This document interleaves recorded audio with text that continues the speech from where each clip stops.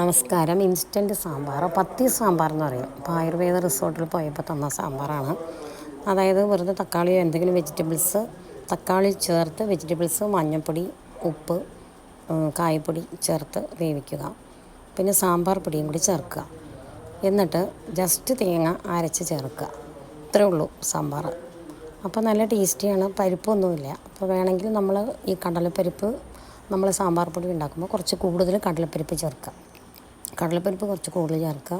മല്ലി, നമ്മൾ ഉലുവയെല്ലാം ചേർത്ത് പൊടി ഉണ്ടാക്കുക. ആ പൊടിയിട്ട് പച്ചക്കറികൾ, തക്കാളി ചേർത്ത് വേവിക്കുക. ഞാനിപ്പോൾ തക്കാളി മാത്രമേ ചേർത്തിട്ടുള്ളൂ, കാരണം എനിക്ക് ഒരാൾക്ക് ലഞ്ചിനുള്ളതാണ്.